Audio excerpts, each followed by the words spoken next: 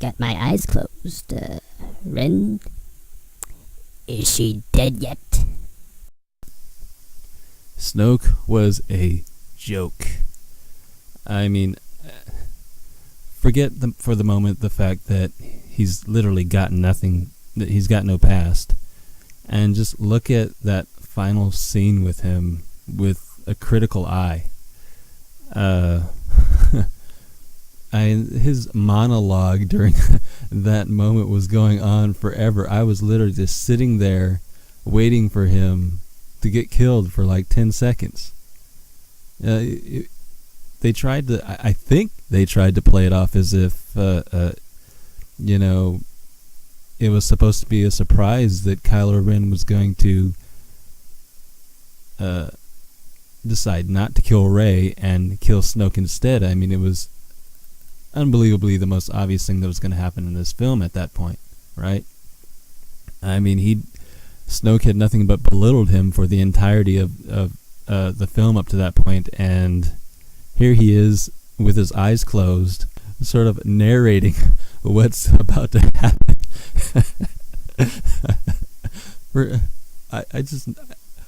I don't know if I've ever seen anything like that happen in a serious film before. If any of you guys can think of any instances in any serious film where you've seen something similar like that happen, please let me know down in the comments below. Yeah, so Snoke is this character that never amounted to anything, and his death was a farce. I know some people liked it, and they liked his character up until the point where he died. I don't know why they had started to like him.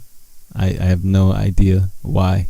It just makes me wonder what the trilogy would have been had Ian McDiarmid reprised his role as Palpatine, and I don't know, from the netherworld of the Force. I know it's generally not a thing that can happen, at least as far as Lucas was concerned, where evil Sith Lords can come back from the dead and you know, affect the world or anything like that. That's supposedly not supposed to be possible, but if you know, Princess Leia can fly through space and Luke can project himself across light years, and if Jedi no longer need to be taught to use the Force anymore, then I don't see why it would be sacrilege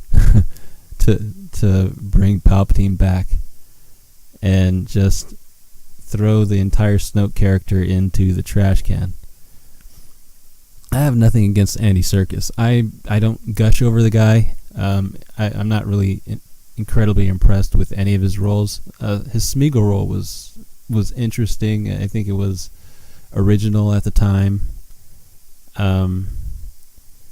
So I won't say he's, you know, not the best at what he does. He seems to be.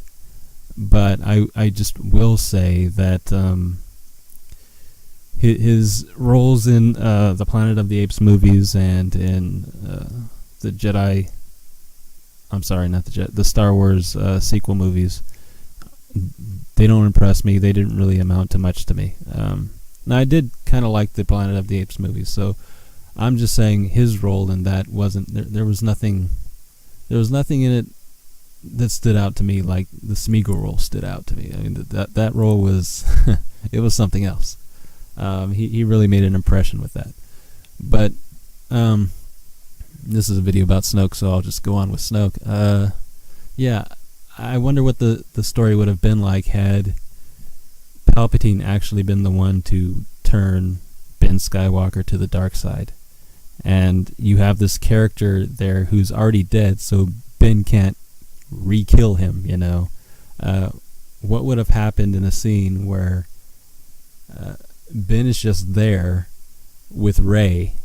You know, he's basically got her prisoner, and Palpatine is in Ben's head, you know, urging him to do stuff.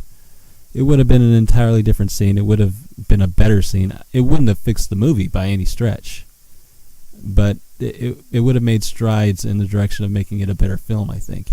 Ian McDiarmid is just the most amazing actor who ever acted in Star Wars. He's just amazing.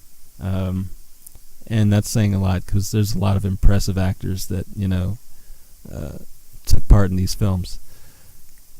All 8 of them so far. So, he's just, what he does with his dialogue, what he does with his facial features, what he does with his movements, it wasn't that he knew his character, it was he made his character. I mean, Lucas just wrote a rough outline and some dialogue, I believe. I think some other people maybe fleshed out what Lucas wrote, but nothing could prepare Ian McDiarmid to deliver the performance that he delivered. He was just, he's got this personality. He's got the vision to see what a role can be and make it 10 times, 20 times better than what is written on the page. And I just think that these movies, these Star Wars movies, the new trilogy, needed a strong villain, and they've never had one. Never. My philosophy is you can't write a good story or a good film if you don't have a good villain. Unless, of course, villains don't have anything to do with the film, or a very small part by design, and that's just not the case in these films. In these films, the villains take up half the story, and they're just not bringing it.